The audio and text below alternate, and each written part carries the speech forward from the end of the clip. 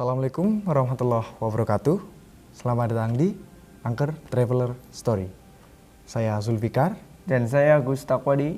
Mas Agus sebagai partner host. Dan Zulfikar sebagai host. Baik, sebelum lebih lanjut, kita bahas terlebih dahulu ya Mas, tentang konten kita. Yang pertama, Apa sih Angker Traveler itu? Kenapa kok channel kita dinamakan Angker Traveler? ya jadi yang pertama, angker. Angker itu kan bisa diartikan sebagai horor, mistis, kayak seram gitu ya, gaib gitu. Dan traveler itu kan bepergian Mas. Jadi angker traveler itu sama seperti bepergian ke tempat-tempat angker. Nah, dan sekarang itu ada story-nya, Angker Traveler Story. Ya jadi semacam kita bepergian ke atau membahas tentang hal-hal gaib dengan cara kita bercerita seperti ini.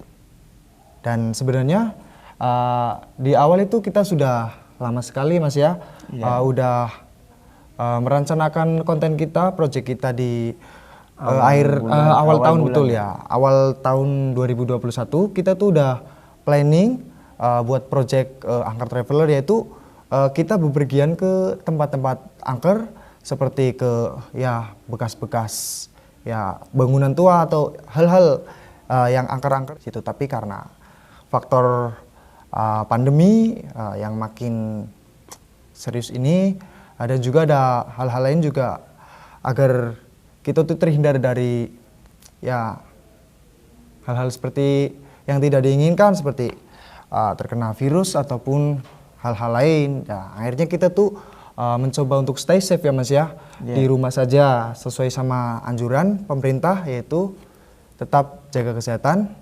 Dan selang beberapa waktu kita tuh punya inisiatif Mas, agar konten kita tuh bagaimana caranya itu tetap kita jalanin gitu ya. Sebagai contoh saat ini itu kita baru memulai, sedangkan kita tuh udah lama tertunda, yaitu dari awal tahun ini kita udah lama tertunda dikarenakan ya banyak faktor yang mana ya akhirnya kita inisiatif seperti ini. Kita inisiatif yang tadinya Angker Traveler itu kita bepergian ke tempat-tempat horor buat syuting, kita tidak bisa melakukan hal itu, akhirnya kita inisiatif untuk ditambahkan jadi story, yang mana Angker Traveler Story itu kita kayak cerita-cerita gini tuh. Dan ya alhamdulillah kita bisa melakukan syuting di perdana ini ya Mas ya, dan semoga ya kedepannya menjadi baik atau bisa seperti yang kita harapkan. Amin. Dan sebelumnya kita juga selalu mematuhi protokol kesehatan. Dan di episode perdana ini, di episode pertama ini, kita tuh udah melakukan uji tes ya Mas ya. Jadi yang mana kita alhamdulillah semua sehat walafiat, Mas Agus dan saya juga sehat walafiat. Sehingga di ruangan atau di studio kita syuting ini tuh kita sudah terbebas dari virus, hal-hal yang dianggap akan membahayakan gitu ya, seperti virus. Jadi kita mohon maaf tidak memakai masker yang seperti pemerintah anjurkan, yaitu protokol kesehatan. Nah, jadi yang akan kita ceritakan di Angker Traveler Story ini itu semua hal yang berkaitan dengan horor atau mistis, gaib, berdasarkan pengalaman pribadi maupun orang lain Mas ya. Yang mana ini berdasarkan fakta atau realita nyata. Ya, jadi pada intinya itu konten kita kali ini Angker Traveler Story itu masih ada hubungannya dengan hal-hal gaib ya Mas ya, horor, karena kita ke depan akan menceritakan hal-hal yang berhubungan dengan gaib, mistis dan lain-lain. Baik, langsung saja kita mulai. Welcome to Zona Horor. Sebelum masuk ke cerita, saya sarankan untuk teman-teman agar menonton video atau tayangan ini dari awal sampai selesai, agar tidak ada kesalahpahaman atau ketidakjelasan dari tayangan ini. Dan jangan lupa buat teman-teman semuanya dukung dan support channel kami dengan cara like, comment, and subscribe, dan juga share, jangan lupa ya. Jangan lupa loh. Tema story kali ini adalah siluman. Oh ya Mas Agus, tahu nggak apa itu siluman? Yang saya tahu siluman itu makhluk gaib. Betul. Ya, jadi siluman adalah makhluk gaib yang dikategorikan sebagai jin sebangsa jin. Tapi ada perbedaan antara jin dan siluman. Dan sepengetahuan saya, siluman adalah kategori jin yang kekuatannya itu lebih dari jin biasa. Sebagaimana siluman itu bisa berinteraksi lebih dengan ya dunia kita, dunia nyata atau manusia. Sedangkan jin itu ya hanya sebatas gitu, kayak bisa menampakkan.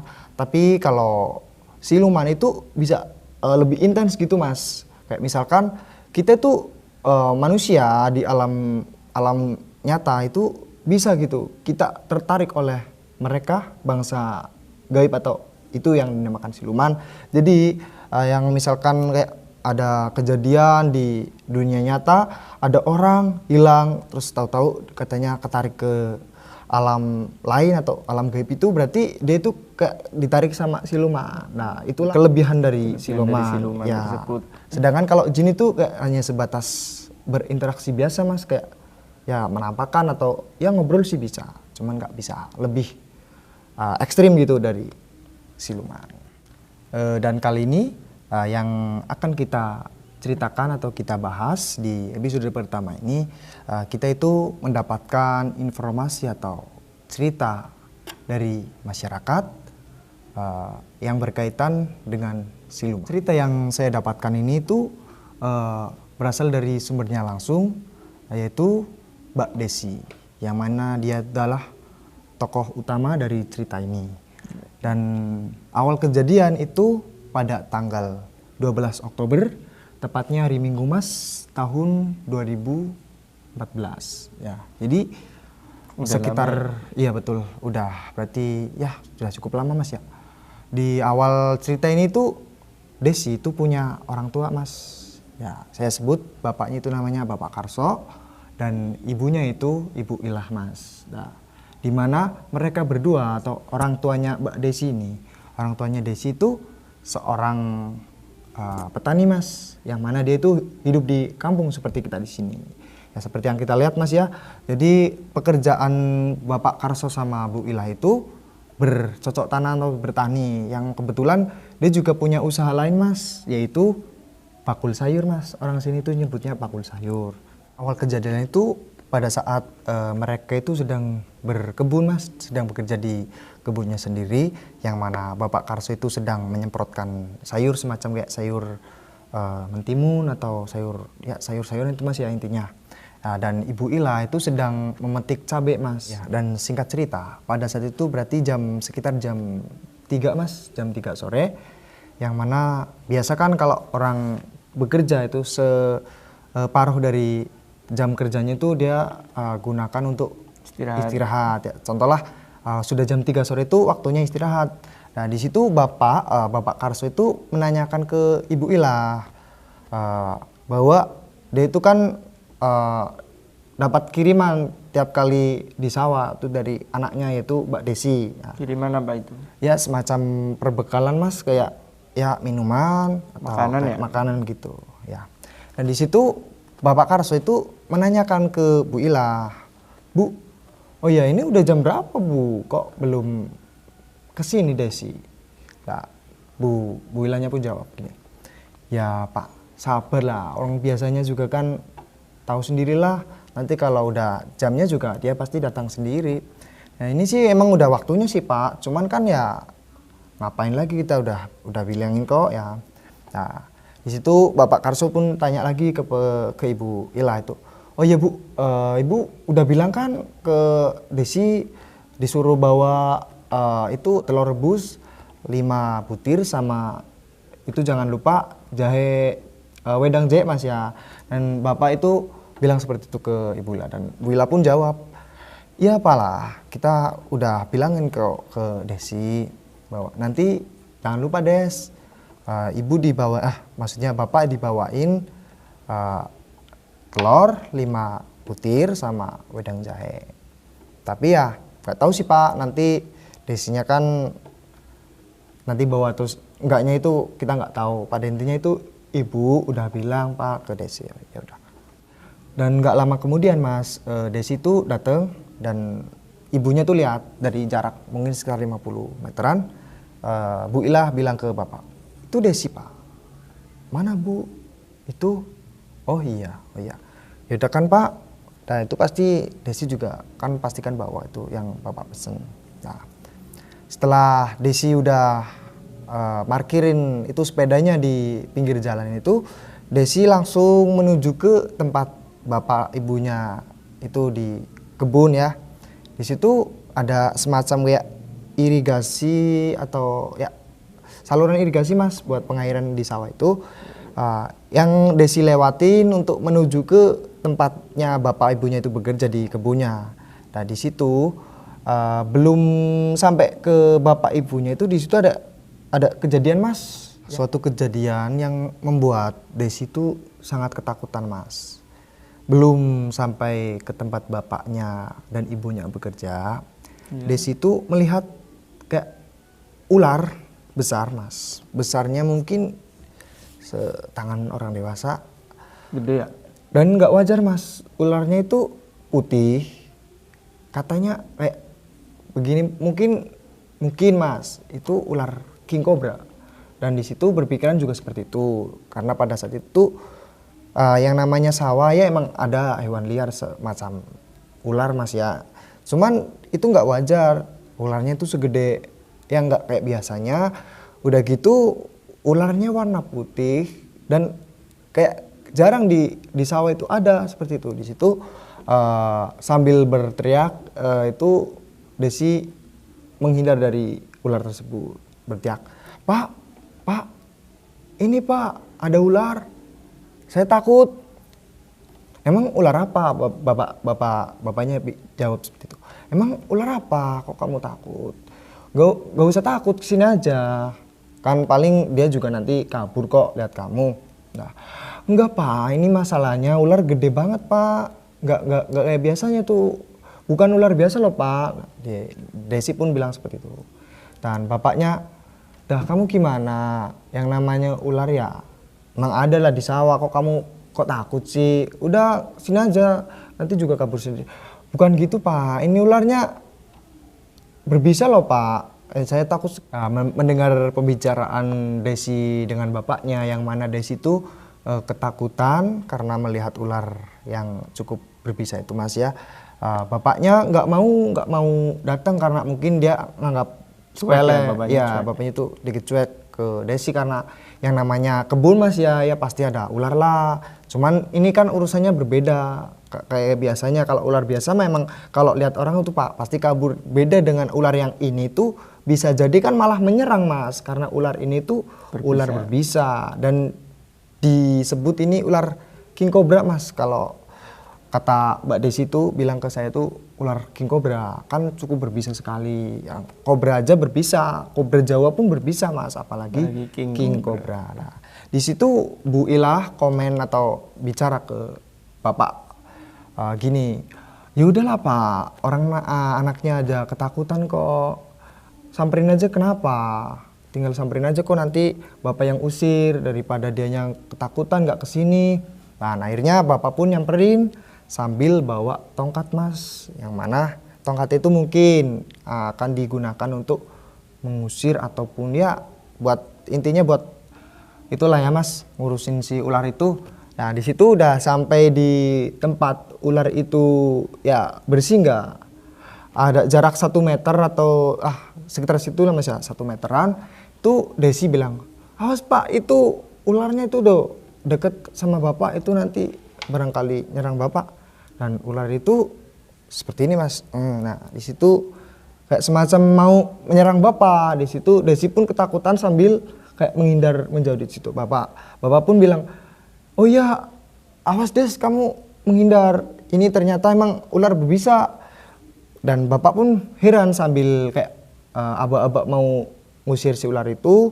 Bapak pun heran gitu, kok kenapa di kebun atau di sawah kok ada ular seperti ini tuh nggak wajar gitu. Kayak ular king cobra selain warnanya putih juga gede banget Mas, paling juga di sawah atau di kebun itu paling ada kobra Jawa mas ya, yang kita sebut ular dumung mas ya, ular dumung. Nah di situ bapak berusaha untuk ngebunuh mas, dan Desi pun tanya ke bapaknya, oh iya pak, itu mau diapain pak ularnya, mau dibunuh atau mau diusir? Mending diusir aja pak. Di situ bapak ternyata ngebunuh mas, karena mungkin ada pertimbangan dari bapak bahwa ular ini satu berbisa, gede juga kan. Nanti kan daripada kedepannya itu ada hal-hal yang tidak diharapkan, semisal ada orang lain di situ nanti tahu-tahu dipatok sama ular itu, didatengin ular itu, kalau nggak dibunuh kan fatal kedepannya, itu bisa jadi mas. Itu akhirnya bapak bunuh ular itu, yang mana di situ kayak menyayangkan gitu ya, menyayangkan kok kenapa ularnya dibunuh pak, gak diusir aja kan bisa. Dengan alasan itu, pertimbangan yang bapak pertimbangan itu bahwa ular ini tuh sangat berbahaya, sangat berbisa, bisa berdampak tidak baik kepada orang-orang yang di sekitar sawah itu. Dan akhirnya bapak bunuh, udah mati ularnya, kan udah kayak jadi bangkai gitu mas. Itu akhirnya bapak ambil pakai tongkat itu yang buat ngebunuh itu, bapak buang ke itu tadi sampingnya Desi itu, semacam aliran pengairan ya, irigasi gitu. Nah akhirnya ya udah ular itu mati. Akhirnya singkat cerita Desi, bapak dan juga ibunya itu udah kumpul di saung itu beristirahat dengan menikmati perbekalan yang Desi bawa mas. Dan di situ bapaknya itu tanya sambil kayak mau ngebuka wadah dari perbekalan itu, bapaknya tanya, oh iya Des, kamu lupa nggak yang bapak pesen kamu bawakan? Iya sih pak bawa, cuman ini ada yang kurang. Loh kenapa kurang? Oh iya Des, ibu lah pun bilang, oh ya kok lupa Des, kan ibu udah bilang. Enggak bu, kan ibu kan bilangnya kan suruh saya rebus telur terus beli wedang jahe. Ini aku cuma bisa beli wedang jahenya bu pak, dan saya nggak bawa telurnya. Karena apa? Ibu kan nggak nitipin uang, dan juga kita lihat di kulkas pun nggak ada telurnya ya. Ya ini akhirnya saya cuma bawa biasa pak, gorengan sama ya yang direbus-rebus ini loh pak. Nah di situ udah selesai cerita mereka di sawah itu, di kebun. Dan singkat cerita karena waktu sudah cukup sore, sekitar jam 5 mas, jam 5 sore itu mereka memutuskan untuk pulang ke rumah. Di situ karena Bu Ilah kan berarti keadaan pada saat itu kan fokus di pekerjaannya, yang mana nggak melihat ular itu mas. Dan jalan kaki menuju ke jalan buat parkir kendaraannya itu, Bu Ilah tanya, oh iya, emang beneran pak tadi ular king cobra? Maksudnya kata bapak kan ularnya gede, berbisa, king cobra gitu. Mana ada pak ular macam itu di sini? Yang ada mah ular kobra biasa pak. Nah, tapi faktanya ada. Bapak bilang seperti pada faktanya ada.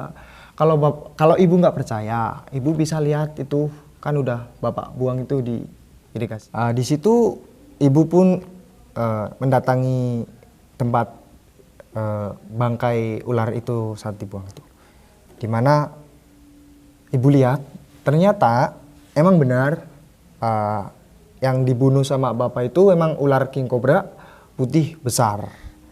Tapi uniknya di sini tuh Bu Ila itu nggak cuma lihat si ular itu saja yang dibunuh sama bapak. Di situ Bu Ila ternyata melihat ada 3 ekor ular. Yang pertama ular yang tadi mati dibunuh sama bapak. Kedua itu ada ular kobra biasa mas. Ya mungkin kobra Jawa atau apa. Intinya ini ular kobra biasa karena warnanya itu hitam. Dia masih hidup dan dia itu kayak melindungi si ular putih king cobra itu. Dan di situ ibu terheran-heran. Oh iya pak, itu kok ada ular, kok ada 3 ular? Mana bu, mana ada? Itu ularnya ada 2, hidup juga pak. Gak cuman yang bapak bunuh itu, emang ternyata benar. Jadi ular itu tuh ternyata king cobra putih besar. Jadi situ bapak pun ngampirin tempat dibuangnya ular itu. Bapak cek, oh iya ternyata emang benar ada 3 ular. Itu 1 yang dibunuh sama bapak yang udah mati, dan 2 itu yang masih hidup. Maksudnya ada ular lain gitu ngampir itu sambil kayak melindungi atau mengelilingi ular itu. Di situ bapak pun ya udahlah bu, abaikan saja, ngapain kok kita urusin, kan kita udah kelarin itu nggak ada urusan lagi, ya udah kita pulang aja. Dan akhirnya pun mereka pulang, dan di perjalanan Ibu Ila itu kayak berpikir-pikir atau ada pikiran yang lumayan Mengganjal ya? ya mengganjal, karena satu ya di kebun ataupun di sawah itu nggak wajar mas kalau ada ular putih gede, ya itu yang sebut king cobra. Karena pada umumnya itu ular kecil biasa, dan itu ibu kayak ya nanyain kayak cerewet gitulah, yang namanya ibu cerewet ke bapak sambil boncengin itu, pak ini kayaknya itu bukan ular biasa loh pak, kayaknya ular jadi-jadian pak ya. Berarti sih ibu makin penasaran ya? Iya, jadi kalau si bapak itu yang ngebunuh itu gak terlalu memikirkan dampak kedepannya, tapi sedangkan ibu ini kayak sedikit kepikiran gitu, malah banyak kepikiran tentang kejadian ini, karena ini menurut dia itu mungkin gak wajar. Dan itu bapak pun masih di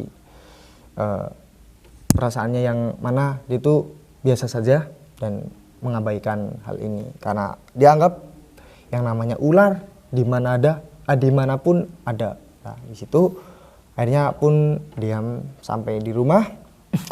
Nah selesai. Singkat cerita, minum dulu mas ya. Ya silakan. Boleh.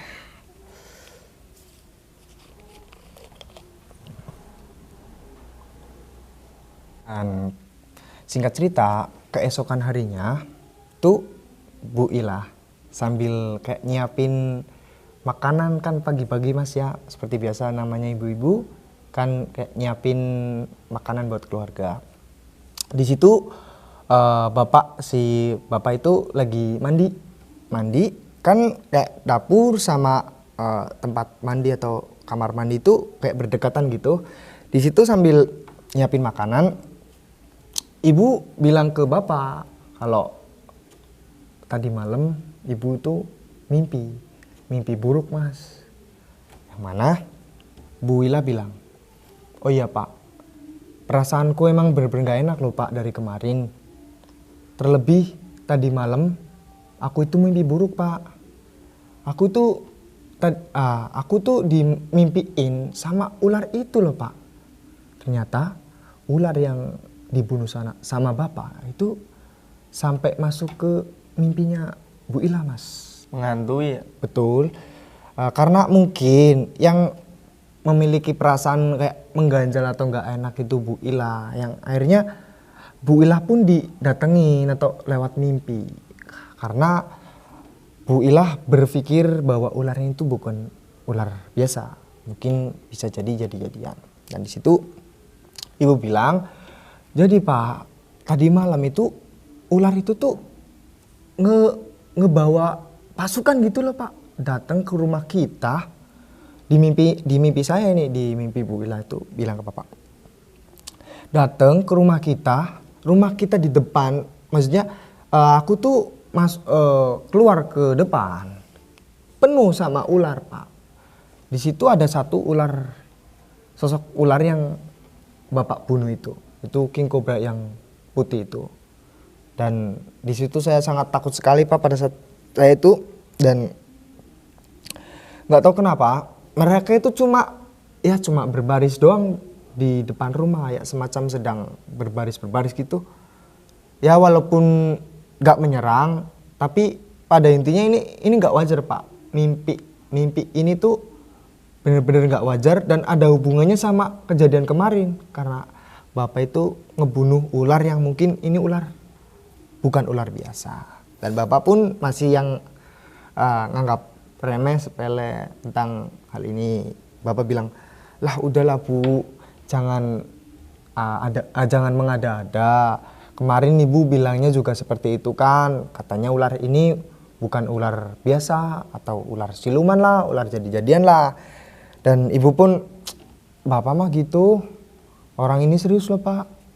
Saya bener-bener kepikiran banget, saya terganggu gitu sama kemarin, udah gitu tadi malam, baru tadi malam saya dimimpiin sama ular itu. Yang bikin bener-bener terganggu atau kepikiran itu karena mimpinya itu sama persis ular yang dibunuh sama bapak, sehingga ibu pun ya namanya orang kalau mimpi ular aja, ular biasa aja Mas ya, itu dianggap kayak kejadian unik gitu. Kok dimimpin ular ya, nanti ada apa gitu, kayak ada pertanda apa. Di sini tuh ular yang nyata dibunuh sama suaminya, yang mana ini jadi beban gitu, beban pikiran sama ibu itu. Dan bapaknya ternyata nggak mikirin atau nggak peduliin dari mimpi ibu itu. Dan singkat cerita, jadi mungkin sekitar 3 hari Mas. Kalau awal kejadian di kebun itu hari Minggu, Senin, Selasa. Dan kejadian ini tuh hari Selasa sekitar pukul 9 hari Selasa, 9 pagi. 9 pagi itu bapak sama ibu Ila itu seperti biasa bekerja di kebun yang sama. Dan di situ seperti biasa lagi, Desi anaknya, Mbak Desi ini disuruh untuk bawa perbekalan ke tempat kerjanya bapak punya, ke tempat seperti biasa itu. Dan di situ Desi pun bawa karena pada saat itu kan Mbak Desi itu kan nggak sekolah Mas. Jadi Mbak Desi itu kalau sekolah itu mungkin kelas 3 mungkin Mas. Karena pada saat waktu itu tuh Mbak Desi itu sekitar usia 18 tahun di tahun 2014. Sekarang orangnya itu udah rumah tangga Mas, udah punya anak juga. Ya yang mana dia itu kesehariannya Desi itu ngebantu orang tuanya Mas. Ya walaupun dia itu gak yang intens bantu orang tuanya seperti yang dikerjain sama orang tuanya di kebun, entah itu menanam tanaman, entah itu memanen. Pada intinya Desi ini tuh ditugaskan ya seperti ini, bantu-bantu atau ngerjain kerjaan di rumah kan banyak Mas ya. Nah di sini seperti di cerita awal tadi bahwa Desi itu tiap pagi atau sore itu tiap jam break istirahat dia itu ditugaskan buat ngebawain perbekalan. Berarti udah rutinitas ya? Betul ya, rutinitas dari Desi itu seperti itu Mas. Di situ saya bilang hari ketiga setelah kejadian bapak ngebunuh ular itu, Desi itu ke kebun lagi. Belum sampai kebun Mas, jadi mungkin sekitar jarak 1 kilometer. Jadi jarak rumah antara rumah Desi ke kebun itu sekitar 1 kilometer. Dan pada saat itu Desi berarti yang biasanya bawa sepeda, dia itu pada saat kejadian hari ketiga ini dia nggak bawa sepeda Mas, alias jalan kaki. Karena ya mungkin jaraknya agak deket, ya dia putusin buat jalan kaki karena pada saat itu sepedanya ada ya semacam problem gitu. Nah, dan singkat cerita sudah sekitar separuh perjalanan dari rumah ke kebun. Di tengah-tengah perjalanan itu ya kalau menurut pernyataan Mbak Desi mah ini tempatnya semacam kayak jembatan Mas, tapi kecil. Bukan yang kayak jembatan-jembatan besar itu di jalan yang gede, karena ini kan jalan menuju sawah kebun itu ada jembatan kecil. Dan di situ nggak tahu kenapa Desi itu kayak melamun, dan melamunnya atau banyak pikiran itu sama ternyata yang dipikirkan sama ibunya ya. Jadi selain ibu Ila, Desi pun memikirkan hal yang sama Mas, bahwa kejadian kemarin di hari pertama Bapak melihat ular itu tuh Desi sangat kepikiran sebenarnya, karena yang lihat awal itu kan Desi, dan Desi pun dari awal dia udah ngerasa kalau ini tuh emang ular nggak biasa, ular ini aneh, nggak wajar. Nah, yang akhirnya Desi kan takut pada saat itu ya Mas ya, yang sampai minta tolong ke bapaknya buat ngusir si. Ternyata malah dibunuh. Di situ Desi sangat menyayangkan, kok kenapa dibunuh, nggak diusir aja seperti itu. Di situ sangat kepikiran, di tengah perjalanan itu di sekitaran jembatan itu Desi saking banyaknya pikiran, ya akhirnya jadilah dia itu hilang kesadaran Mas, dan mungkin ada terpengaruh juga sama alam bawah sadarnya dia, sama mungkin dipengaruhi sama makhluk lain gitu di jembatan itu. Dan di situ ini yang paling unik dan paling ekstrim di cerita ini Mas, yang mana ini langsung berhubungan dengan siluman, yang mana Desi itu hilang dari dunia nyata Mas. Desi yang tadi ditugaskan untuk mengantar perbekalan ke orang tuanya, di tengah-tengah perjalanan dia itu di sekitaran jembatan itu melamun atau banyak pikiran. Desi hilang kesadaran lalu terbawa Mas. Jadi terbawanya itu bukan cuma pikirannya, bukan cuma rohnya, bukan cuma raganya. Itu semua Mas. Jadi kayak misalkan kita itu pergi ke suatu tempat gak tahu di mana, tapi itu bukan di dunia nyata. Oh, berarti sih Desi itu pergi ke alam gaib. Betul sekali. Yang mana Desi itu masuk ke alam gaib yang disebut saya itu ini siluman. Jadi selain ya karena faktor dari si Desinya sendiri yang mungkin dia itu banyak pikiran, dia pikirannya kosong gitu Mas, hilang kesadaran. Di sini juga ada sangkut pautnya sama siluman, karena siluman mungkin siluman yang mengajak atau mengambil Desi dari dunia nyata ke dunia gaibnya itu memang tertarik Mas sama Desi. Nah, akhirnya Desi pun masuk ke alam gaib itu. Di mana kata Mbak Desi itu pertama dia masuk, dia itu berasa seperti mimpi Mas, seperti mimpi awalnya. Karena apa? Karena dia itu nggak sadar bahwa dia itu sebelumnya kan bukan di tempat itu Mas ya. Karena awal-awalnya kan dia kan di dunia nyata, di jalan atau di jembatan itu tahu-tahu kok di suatu tempat yang mana tempatnya itu asing Mas. Jadi kalau saya gambarkan Mas, tempatnya itu semacam hutan, seperti hutan. Banyak pepohonan Mas. Pohonnya itu kayak setinggi itu Mas, menara tower. Mas lihat ya, menara tower itu. Dan di situ Desi belum sadar kalau dia itu ternyata mengalami hal mistis atau hal gaib secara nyata, dan dia itu berasa mimpi gitu.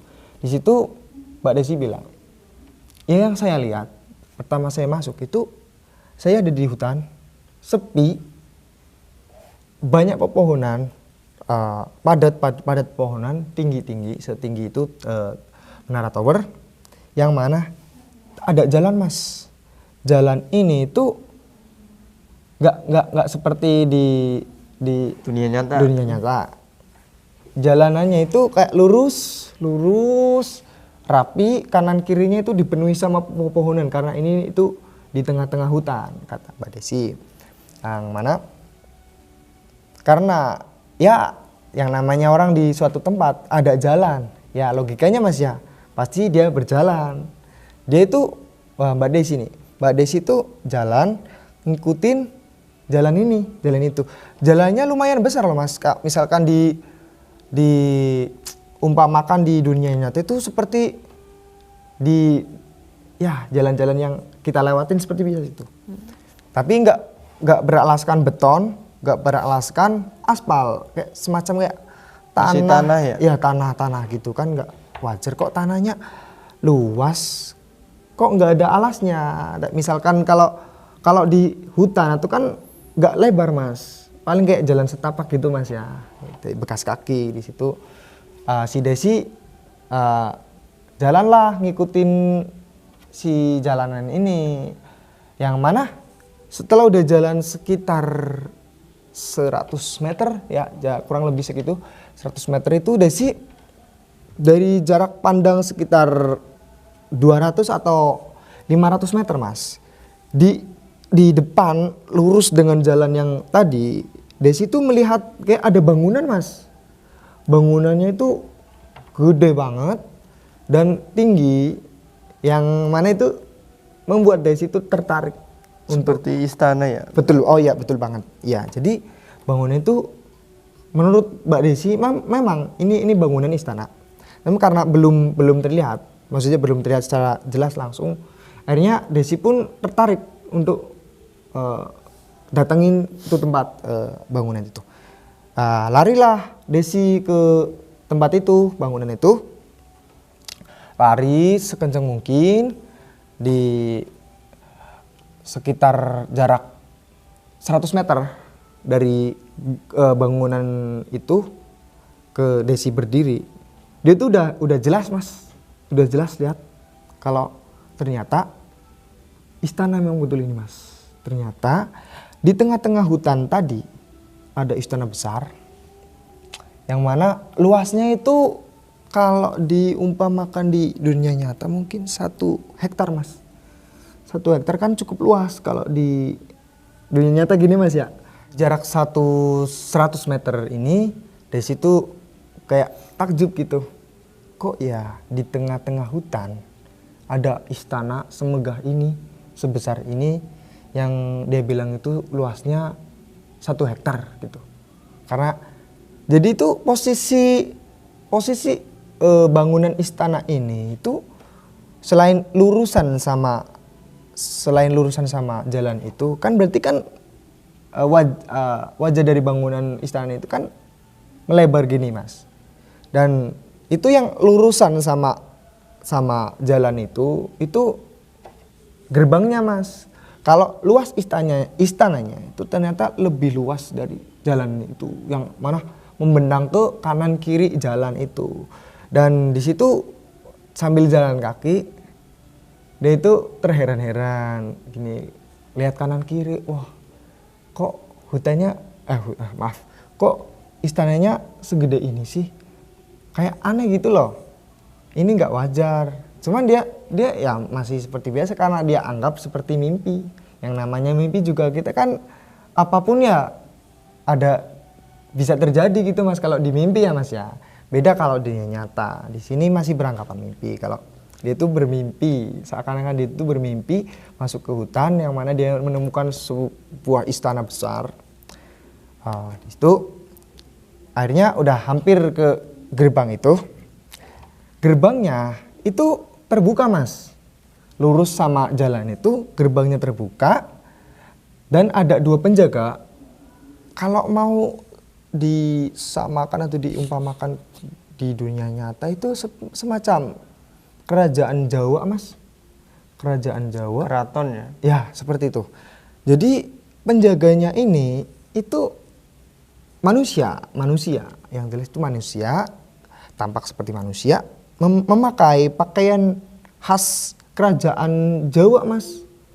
Dan di situ ternyata 2 penjaga ini itu seperti sudah ada kayak kode atau aba-aba untuk menyambut kedatangan Desi. Jadi yang biasanya gerbang itu, yang namanya gerbang itu kan dibuka kalau ada tamu atau ada yang mau masuk. Itu tuh kedatangan Desi itu udah terbuka lebar itu gerbang. Dan kedua penjaga ini pun kayak menyambut kedatangan Desi. Dan Seperti ada yang spesial ya. betul. Jadi si Desi ini kayak dispesialkan sama si istana ini Mas, kayak ada hubungan gitu, udah kayak ada hubungan gitu sama Desi si istana ini. Dan tanpa berbicara si penjaga itu kayak udah mempersilahkan gitu menyambut si Desi, kedatangan Desi dengan cara dia kayak menunduk gitu dan seperti ini, silakan tanpa berbicara, ini silakan kasih isyarat. Dan dengan perasaan kebingungan campur aduk Mas, kebingungan, ya mungkin ada takutnya juga sih yang namanya manusia walaupun itu di mimpi. Kalau emang ini mimpi mungkin jadi mimpi buruk atau mimpi apa Mas ya. Nah ini dia tuh udah masuk dengan disambut. Oh iya tadi kan di depan ini kan di gerbang kan udah ada dua penjaga ya, udah menyambut kedatangan si Desi ini. Di situ dipersilakan buat masuk dan masuk gerbang. Belum sampai istana, masih di sekitaran gerbang itu, Desi tuh disambut juga sama kayak kalau kita bilang itu dayang Mas. Mas tahu dayang kan? Ya dayang itu kan kayak pelayan istana Mas. Itu ada kata dia antara 3 sama 4 orang. Itu semua perempuan Mas. Dan semua perempuan menyambut kedatangan Desi. Tanpa berbicara juga ini, jadi 4 dayang ini nggak berbicara juga, masih nggak berbicara ke Desi. Jadi keempat dayang itu Mas tadi itu menyambut kedatangan Desi, yang mana tanpa berbicara dia itu memberi sambutan dengan memberikan isyarat, silakan atau selamat datang gitu. Di situ masih di area depan istana, masih di sekitaran gerbang. Di situ tuh Desi udah masuk di istana Mas, di mana keempat dayang tadi itu mempersilahkan untuk duduk di. Jadi ini tuh bisa digambarkan kalau tempat yang pertama Desi masuk itu kayak semacam untuk menyambut tamu gitu, ruang tamu lah ya kalau kita sebut di sini tuh ruang tamu. Di sana juga mungkin bisa disebut ruang tamu atau balai istana gitu. Balai istana di sini ada kayak tempat duduk Mas, tempat duduk berbaris gini berjejer banyak, luas ruangannya. Dan kanan kiri ada kayak ruangan apa gitu.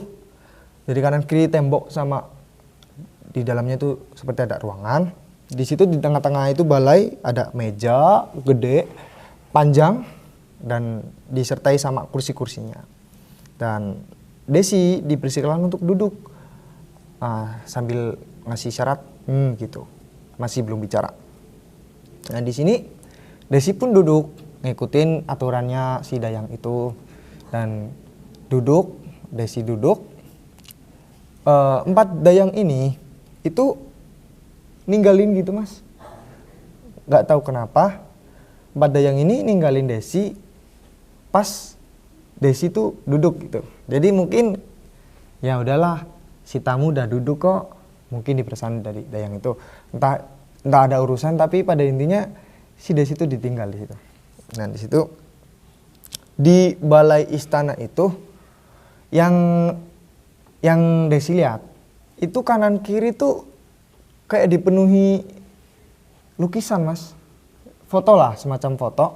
Di situ tuh di foto itu ada foto gede yang bikin dia itu tertarik gitu. Wah, berarti emang ini istana nih, dari ekspektasi dia atau dia itu berasumsi bahwa ini emang benar-benar istana. Karena yang dia lihat itu di dinding ada lukisan atau foto dari yang mungkin ini si pemilik istana, yang bisa kita sebut itu raja dan ratu. Dan ratunya itu kata Desi itu cantik banget Mas, putih, semacam ke Chinese-Chinesean karena ya tadi berkulit putih. Walaupun ini kerajaan semacam kerajaan Jawa, tapi ini ratunya itu nggak seperti orang Jawa karena menurut pernyataan dari Mbak Desi. Dan rajanya itu sama persis kayak kita orang Indonesia, Patulen, sama seperti orang Jawa, kulitnya sawo matang, agak sedikit tua gitu. Kalau yang ratunya itu ya mungkin masih muda gitu, cantik banget kata Mbak Desi itu. Di situ yang bikin Desi sadar kok kayak aneh gini, nyambung sama awal cerita di kejadian pertama waktu di kebun bapaknya Desi ngebunuh ular. Di mana istana ini itu ratunya, sang ratu itu memakai mahkota. Mahkotanya seperti simbol ular gitu Mas.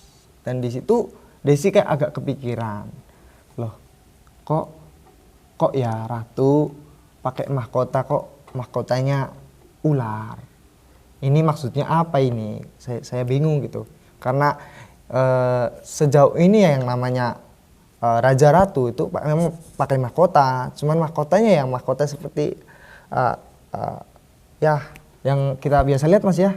Dan di situ dia sadar.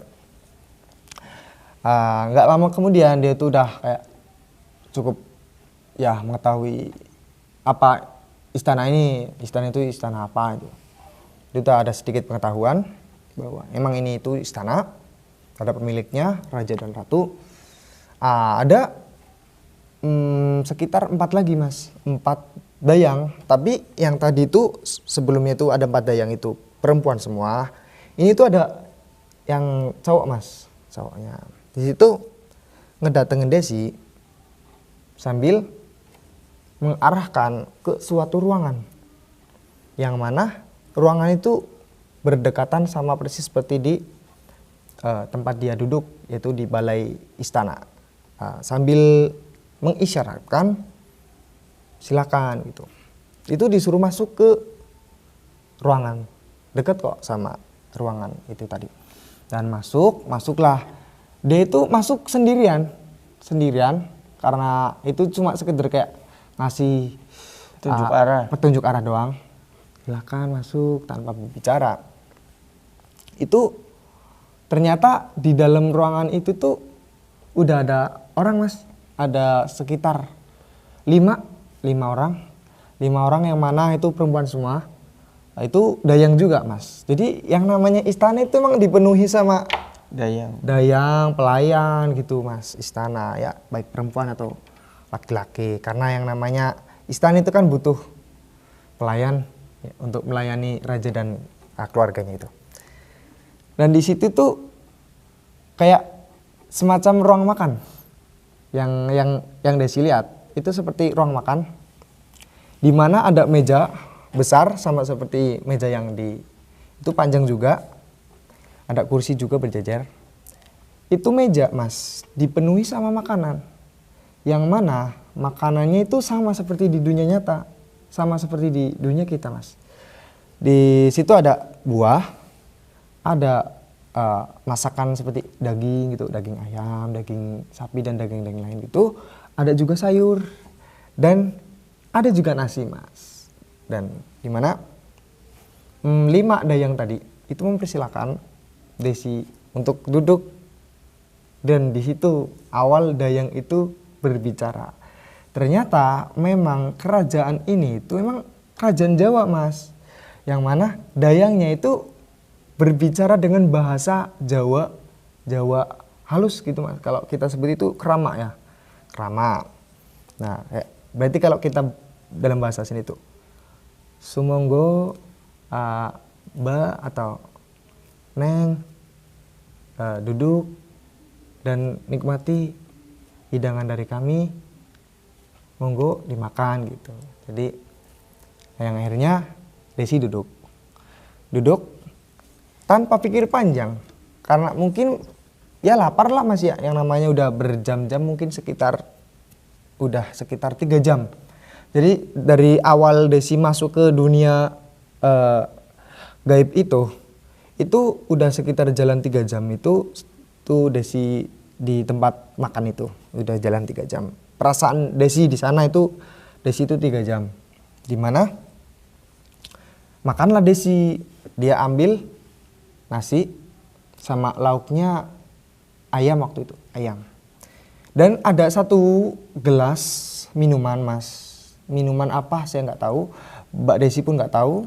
Intinya ini minuman berwarna merah satu gelas, cuma itu aja. Dan Desi ambil ya sedikit mungkin ya yang dia makan, dan ternyata Desi ditinggal lagi sama dayang-dayang tadi. Mungkin karena biar dia itu gak terganggu atau biar dia itu gak ngerasa kayak gak nyaman gitu mas ya, akhirnya ditinggal gitu. Pada saat Desi makan posisinya dia berarti sendirian, dimana setelah sudah habis udah habis lah ini makanan, Desi pun mencoba untuk nyicipin buahnya mas, yang mana buah itu yang dia pilih tuh apel sama anggur, dimana dia itu makan. Kata Mbak Desi, rasanya pun sama kayak di dunia nyata. Yang dia makan itu pokoknya dia itu sama, walaupun dia tetap dia itu nggak nyobain minumannya.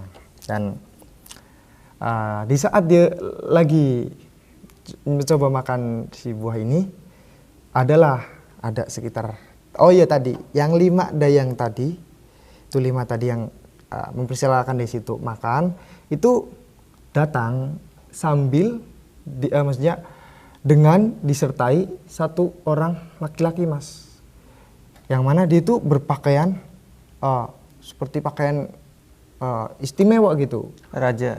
Betul. Jadi ternyata yang ada bersama dengan 5 dayang itu tuh raja dari kerajaan ini, yang mana di situ rajanya kayak bilang gitu ke Desi, seperti udah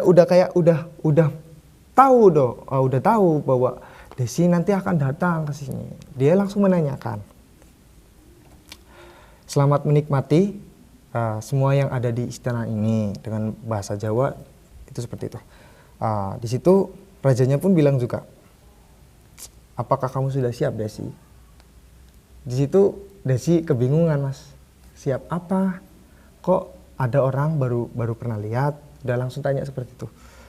Desi udah siap, Desi nggak bisa menjawab. Yang akhirnya, jadi sambil datang yang 5 dayang itu tuh bawa pakaian kayak perlengkapan pakaian gitu mas, kayak busana kostum gitu, yang mana ternyata pakaian ini tuh dibawa dan dispesialkan untuk Desi. Yang ini tuh aturan langsung dari raja tadi ya, si raja tadi itu menyuruh dayangnya untuk menyiapkan pakaian ini dan dipakaikanlah ke Desi. Dan di situ Desi pun disuruh untuk memakainya. Silahkan nyonya gitu, silahkan nyonya pakailah pakaian ini dikhususkan untuk nyonya dari raja.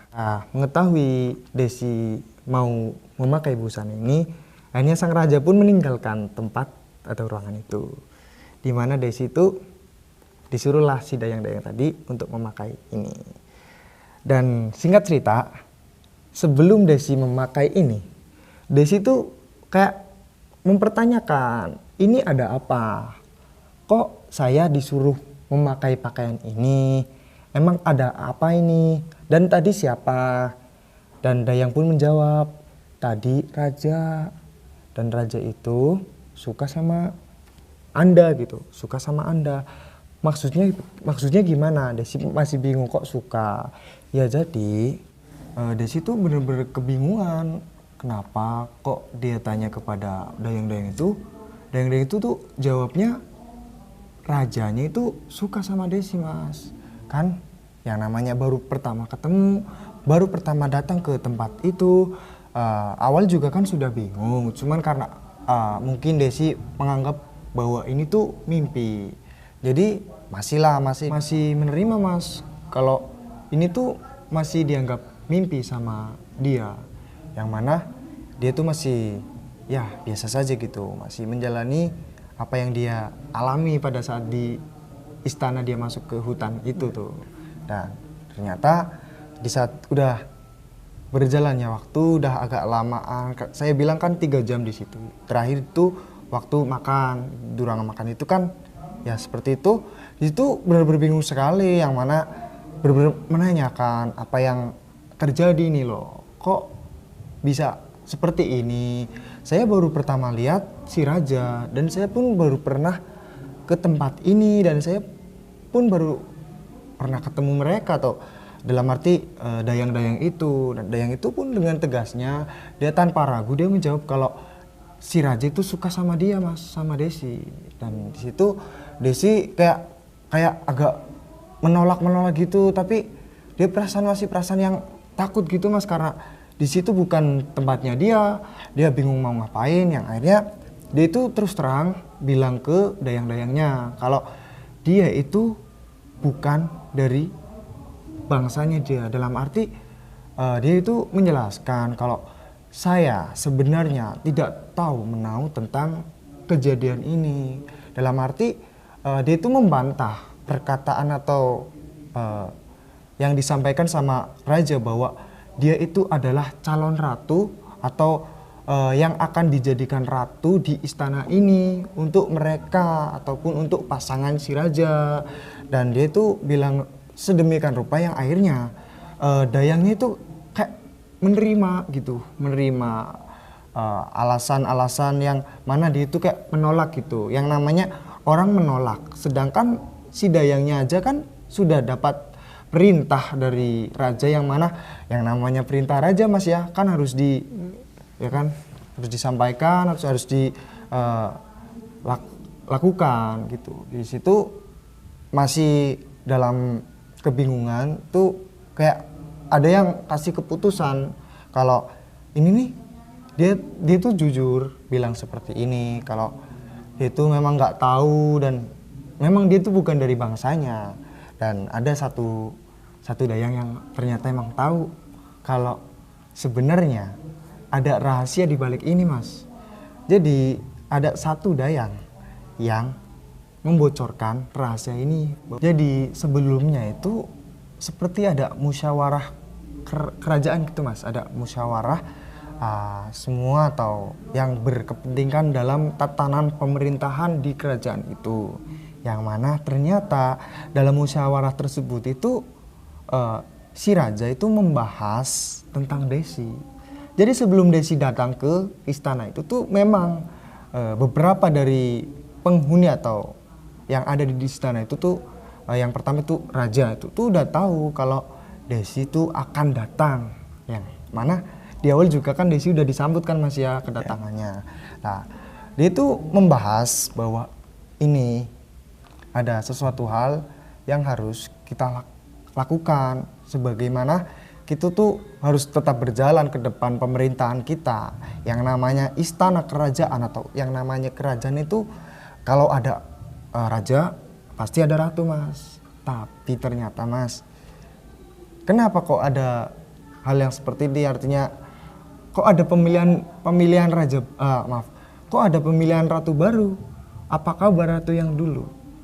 Coba kita flashback dari cerita yang awal, yang waktu awal itu di mana mas? Masih ingat?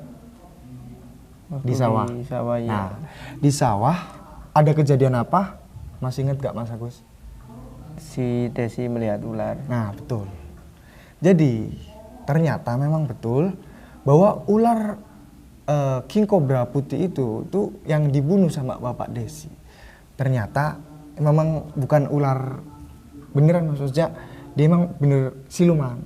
Dan inilah sesuai dengan tema kita kali ini, bahwa kita itu membahas siluman, yang mana poinnya adalah bahwa ular tersebut itu adalah ular siluman atau ular jadi-jadian mas. Ya kita kembali lagi ke tadi di kerajaan memusyawarahkan atau membahas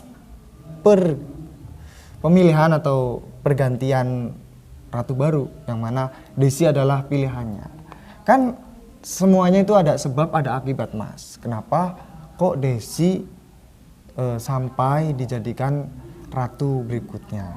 Sedangkan Desi itu kan tidak tahu menau dan dia itu bukan dari bangsa mereka, bukan juga dari istana itu. Kebanyakan kan kalau misalkan raja ratu itu ya, yang namanya raja ratu itu kan semua yang keturunan dari bangsawan atau kerajaan itu Mas ya, dari turun temurun antar generasi gitu. Sedangkan ini tuh penyebabnya, alasannya ternyata ada dua dimensi yang berkaitan gitu antara dua dunia kita manusia yaitu Desi dan dunia mereka yaitu dunia Si raja. gaib, siluman, si raja. Dan di situ si raja itu bener-bener dendam, bisa dibilang dendam Mas, karena yang namanya punya ratunya dibunuh tak bersalah. Di situ yang membunuh adalah manusia.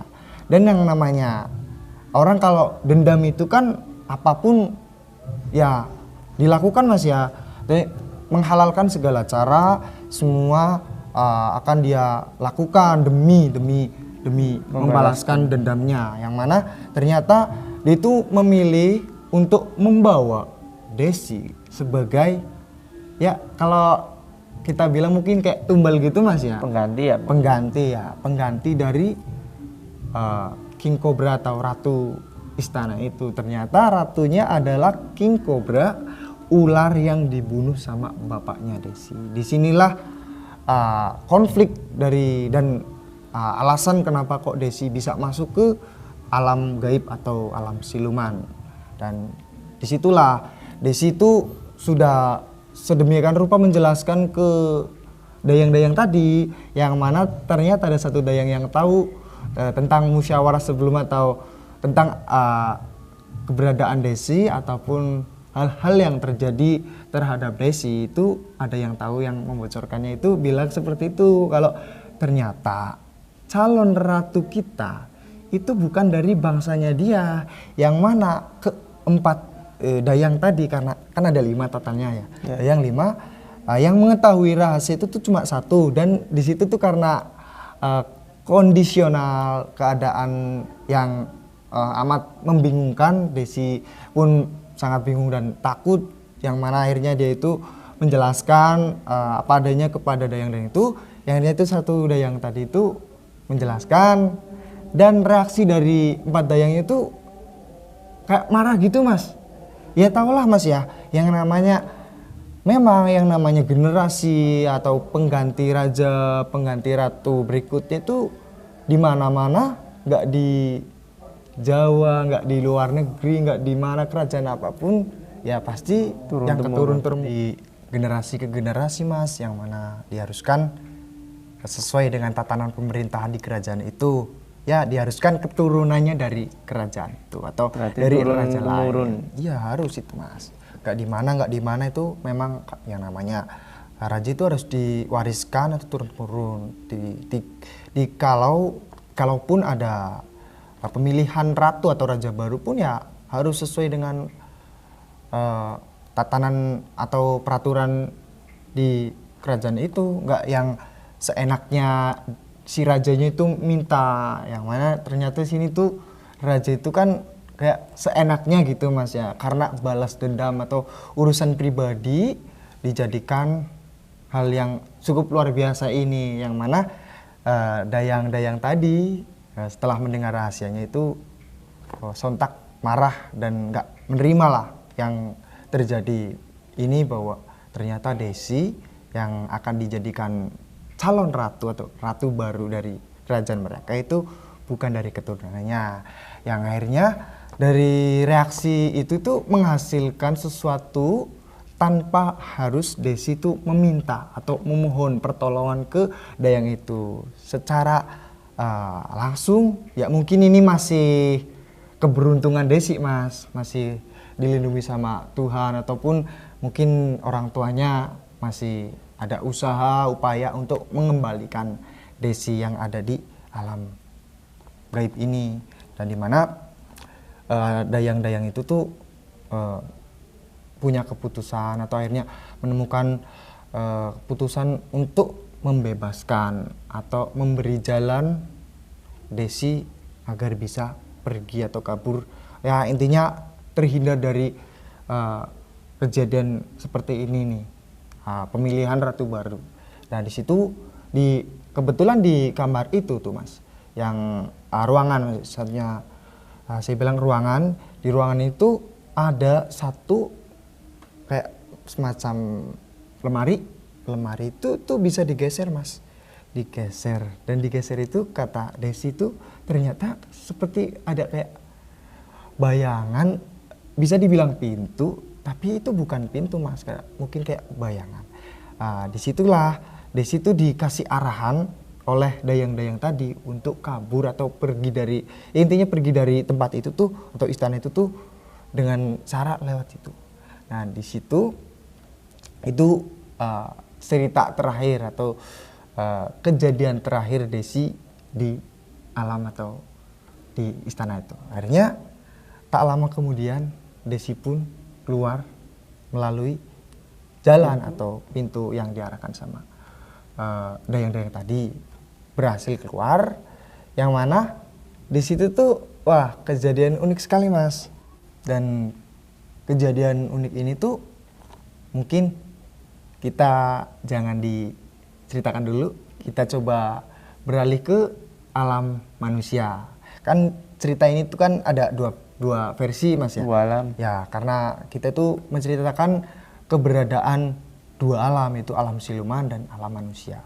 Nah, kita coba bahas flashback atau bahas ke alam manusia, di mana ada orang tua Desi, itu Bapak Karso dan Ibu Ilah, yang mana dia itu kehilangan anaknya. Dan cerita terakhir itu kan ketika Desi masih ada di alam manusia, kan Desi mau mengantarkan perbekalan pagi-pagi itu jam 9 mas ya, untuk kedua orang tuanya. Yang mana berarti terakhir kejadian di alam manusia itu bapak dan ibunya itu sedang bekerja di kebunnya sendiri.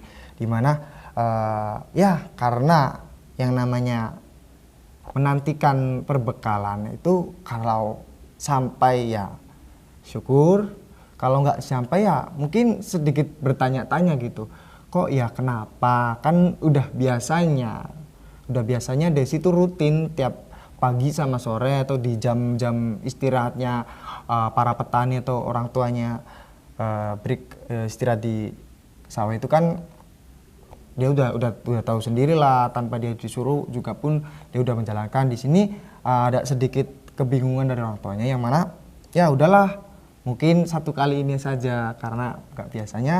Akhirnya singkat cerita pulanglah ke rumah mas, ketika sudah siang hari pulang ke rumah.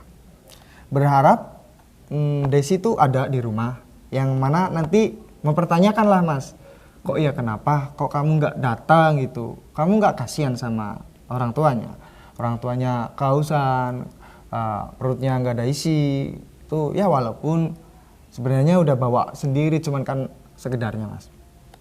Dan ternyata Desi tuh nggak ada di rumah mas. Kedua orang tuanya udah cari-cari lumayan lama, ya walaupun nggak mencari secara luas, tapi intinya di rumah itu nggak ada. Yang mana sedikit bingung dan agak khawatir lah, yang namanya orang tua kok anaknya nggak ada. Udah ditungguin dari pagi untuk datang ke sawah, ke kebun, itu kok nggak datang juga. Akhirnya di sini tuh cari-cari, yang akhirnya minta pertolongan ke warga, ke tetangga, ke keluarga-keluarga. Ya walaupun awalnya itu nggak secara langsung dia itu minta tolong cariin, tapi oh ya mas, mbak, bu, lihat anak saya nggak, Desi dari pagi saya nungguin buat datang ke kebun kok nggak datang. Ini saya baru pulang dari kebun, cari-cariin nggak ada anaknya. Nah sebenarnya kan kalau dia tahu kan Desi kan ternyata kan bukan sedang di alam itu, ternyata sedang ada di alam gaib lain. Nah singkat cerita, sampai malam nih mas, sampai malam Desi itu belum ketemu juga, yang mana ini membuat keluarganya bener-bener, oh ya sampai ibunya itu kayak depresi ringan gitu mas, kayak stres lah. Secara hampir 1 hari kan nggak ngeliat anaknya, kemana anaknya, di mana dia beradaannya itu nggak tahu, minta tolong ke semua orang di kampung, hampir semua kampung itu mencarikan atau membantu, itu tetap nggak ketemu. Yang mana malam-malam itu tuh ramai rumahnya, dan ada satu orang yang inisiatif, yaitu berarti omnya mas, omnya berarti adik dari ibunya Desi. Ya jadi omnya Desi itu inisiatif untuk minta pertolongan atau minta bantuan orang pintar mas, ya bisa disebut dukun gitu mas ya, dukun. Dan dukun kan biasanya kan tahu ya, walaupun itu mereka tuh masih positive thinking, masih berpikiran yang secara logika entah kemana. Cuman kan yang namanya orang kan kalau lagi panik atau apa itu kan langsung dia tuh berpikiran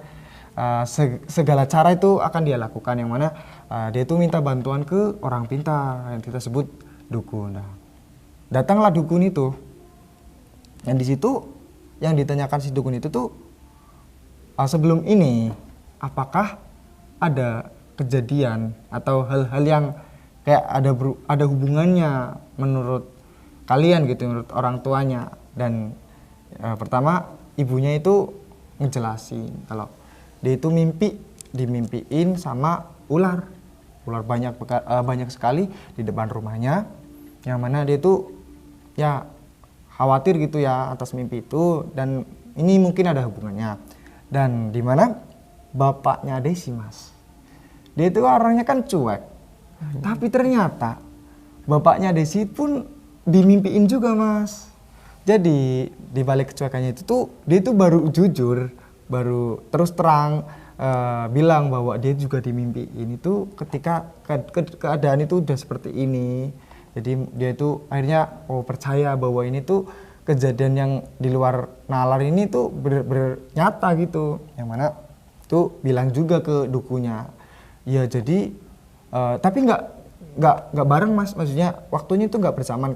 Kalau ibunya Desi itu kan di mimpinya itu kan ketika satu hari itu setelah bapaknya itu ngebunuh atau malamnya itu. Tapi kalau bapaknya Desi itu hari keduanya yang mana ternyata mimpinya itu sama persis kayak yang dimimpiin sama ular. Ya ibu itu dimimpiin ular datang banyak beserta itu si king cobra putih itu datang sambil di depan rumahnya dia. Ya singkat cerita, dan si dukun atau ya orang pintar ini pun menjawab, dan dia itu berasumsi gitu bahwa ya inilah penyebab dari hilangnya Desi. Dan ini sama seperti yang terjadi atau kenyataan bahwa yang disampaikan atau pendapat dari dukun itu tuh emang terjadi nyata. Jadi memang menurut dukunnya pun sama, kalau Desi itu ternyata lagi nggak ada di alam itu. Nah si dukun bilang ini itu sebenarnya udah bisa kalian ketahui bahwasanya itu tuh bukan ular asli, itu ular jelmaan atau itu tuh ular siluman, yang mana mereka tuh datang ke kalian untuk minta pertanggungjawaban. Jadi maksud dari mimpi kalian atau kalian itu Bapak Karso sama Ibu Ila itu orang tuanya Desi itu maksudnya itu mau minta pertanggungjawaban dari mereka berdua kalau ular itu tuh ya minta sesuatu terhadap mereka, yang mana akhirnya dari mereka si ular-ular itu tuh punya keputusan untuk mengambil Desi dari alam manusia ke alam mereka, dan keputusan itu gak diterima sama kedua orang tuanya. Ini gak masuk akal, ini gak bisa diterima. Memang yang dibilangin sama si dukun itu memang sedikit ada nyambungnya juga itu, karena alasan-alasan tadi itu mimpi ataupun sebelumnya itu bapak itu ngebunuh ular itu tuh memang ada maksudnya. Ini cuman yang namanya manusia masih kan gak semua itu percaya hal-hal seperti ini ya, dalam arti mereka tuh masih positive thinking lah. Mungkin dia itu pergi ke suatu tempat yang mana itu keberadaannya itu sulit dicari, tapi masih di alam dunia bukan di alam gaib.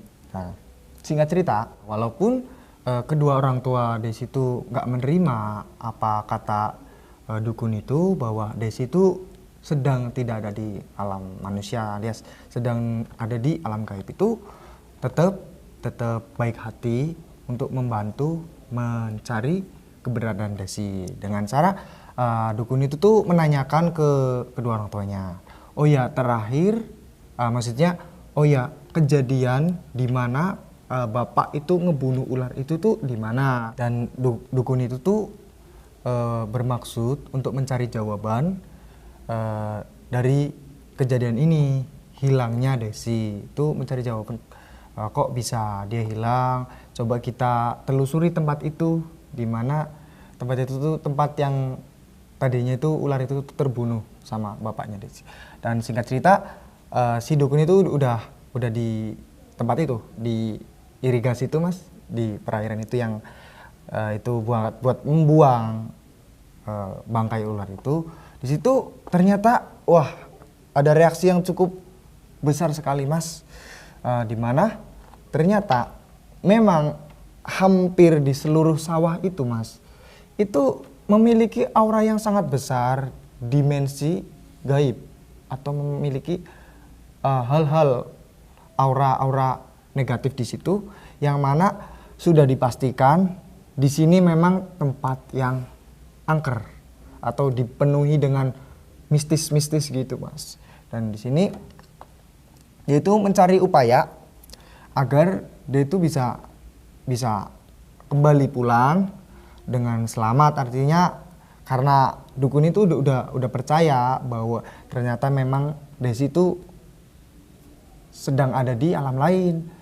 Kenapa? Karena si dukun itu merasakan bahwa di sini tuh bener-bener ada loh, ada aura.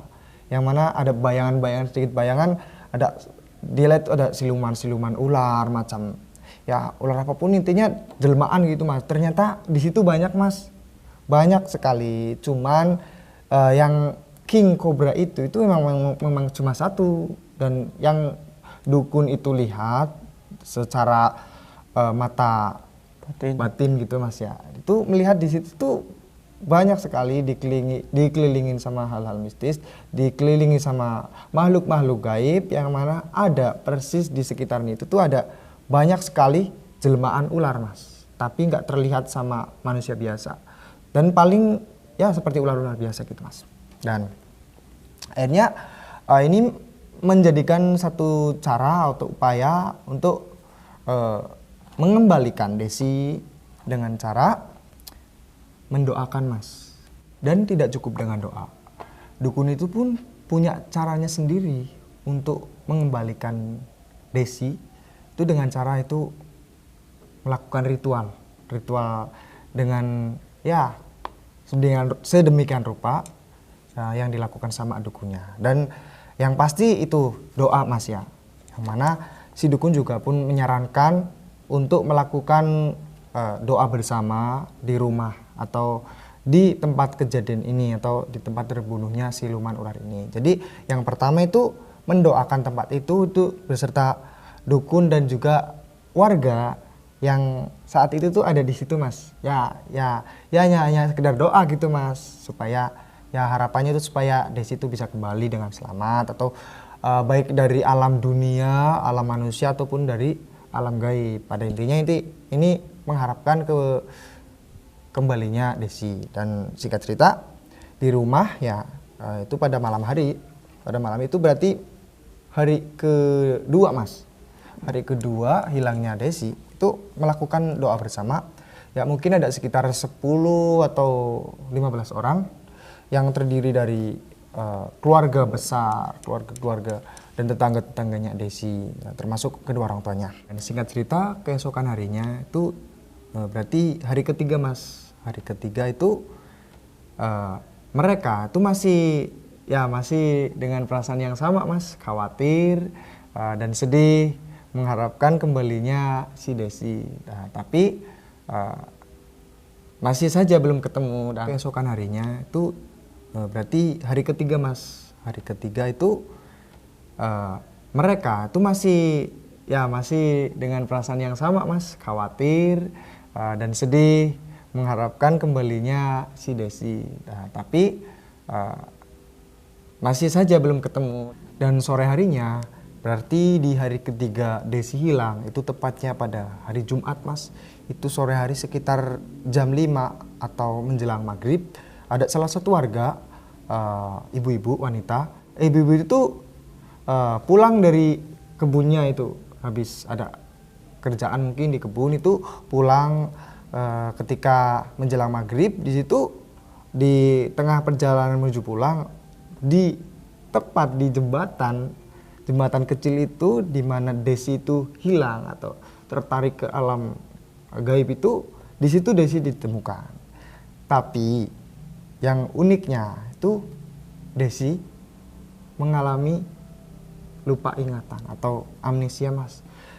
Kenapa kok kita bilang seperti ini? Karena pada saat Desi ditemukan sama salah satu warga ibu tadi itu, Desi itu nggak mengenali ibu itu, dan Desi itu cuma berdiri bengong, tatapannya kosong, kayak masih terkena pengaruh-pengaruh gaib gitu Mas, yang mana dia itu nggak bisa di apa-apain gitu, nggak bisa disapa, nggak bisa diajak ngobrol, nggak bisa ditanyain. Dia cuma duduk seperti patung, berdiri seperti patung gitu. Dan akhirnya ibu atau salah satu warga itu tuh memutuskan untuk melaporkan hal ini ke kedua orang tuanya. Masih rame nih rumahnya si Desi, karena ya masih dalam keadaan mencari keberadaan Desi itu.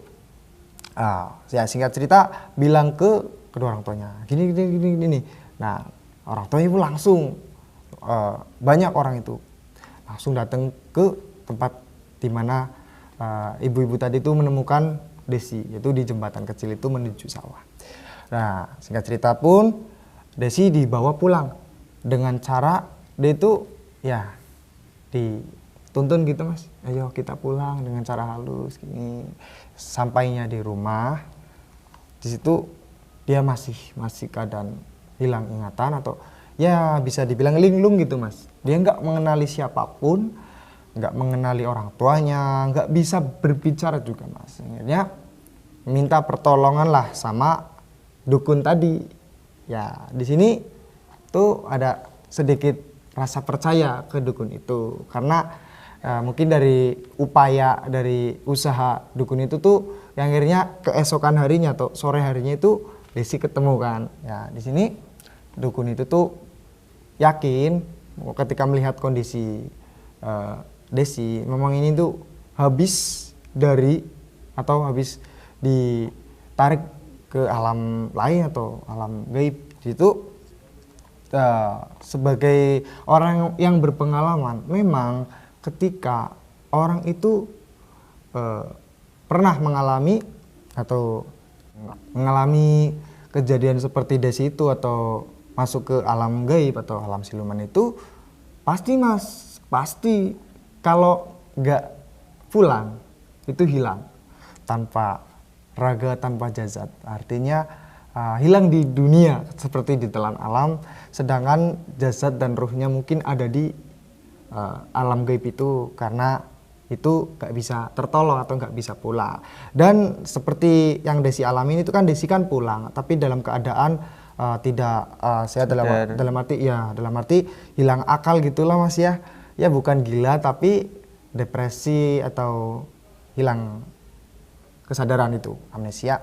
Dan dimana ada upaya juga untuk mengembalikan keadaan Desi agar normal kembali, pulih kembali seperti Desi yang semula, itu dengan berbagai cara.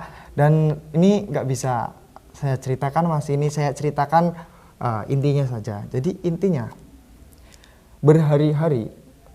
selama berhari-hari itu dukun itu datang ke rumahnya Desi dengan cara mendoakan sekaligus memberikan minum kayak air yang udah didoain gitu Mas ya. Dan dimana 5 hari, ini kita bilang 5 hari itu karena menurut pernyataan dari orang tua, atau Desi pun bilang seperti itu, bahwa di 5 hari kepulangan Desi dari alam gaib itu, Desi alhamdulillah normal kembali sampai sekarang Mas. Sampai sekarang orangnya itu masih ada, dan itu emang memang pernah mengalami itu. Dan ya alhamdulillah mungkin ini akhir dari cerita kita kali ini. Jadi pada intinya tema kita kali ini itu siluman, di mana tokoh utama kita itu Mbak Desi itu mengalami hal yang berkaitan dengan siluman, yaitu terbawa di alam siluman atau alam gaib, di mana ke normal atau jadi kepulangan Desi dan pulihnya Desi dari amnesia itu yang disebabkan pengaruh gaib ya Mas ya. Itu yang mana cerita ini tuh berkembang dari masyarakat ke masyarakat. Coba saja, maksudnya kalau saja Mbak Desi gak pulang atau gak kembali ke alam kita manusia, mungkin gak ada cerita ini. Dan juga kalau saja Desi itu gak pulih normal kembali seperti semula, Mbak Desi pun mungkin gak bisa menceritakan pengalamannya kepada saya ini. Dan dimana cerita ini udah selesai. Kalau teman-teman penasaran, coba cari tahu keberadaan Mbak Desi yang sekarang. Dia itu udah menikah dan udah punya anak. Berarti sekarang usianya sekitar 27 kalau nggak salah. Dan ya ini akhir cerita dari kami di episode perdana kita, Angker Traveler Story.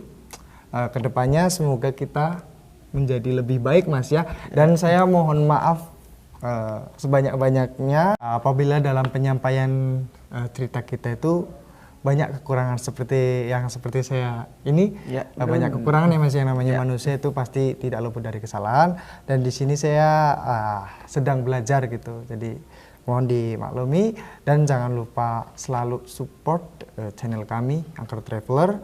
Dan untuk kedepannya kita bisa berkarya lagi, secara kontinu memberikan cerita-cerita yang menarik untuk teman-teman semua. Dan juga barangkali dari teman-teman semua punya pengalaman, silakan boleh sampaikan kepada kita, boleh kirim ke email kita Angker Traveler, ataupun DM atau mention ke sosial media kita Mas ya, Angker Traveler. Dan juga di episode perdana kita ini kita juga mengadakan giveaway Mas. Ya walaupun perdana, kita tetap akan mencoba mengembangkan channel kita ya dalam rangka promosi Mas ya, dengan cara giveaway, yaitu dengan cara teman-teman nonton video ini lalu subscribe yang pasti, dan juga screenshot dari hasil tontonannya itu lalu diunggah ke Insta Story masing-masing dari teman-teman semua yang melihat atau menonton tayangan ini. Lalu jangan lupa mention atau tag akun sosial media kita, yaitu @angkertraveler Mas, agar kita tahu teman-teman semua yang mengikuti giveaway ini ada berbagai macam hadiah, yaitu ada uang tunai total ratusan ribu Mas, beserta hadiah-hadiah seperti pakaian, tas, sepatu, baju, dan lain-lain lah. Intinya nanti ada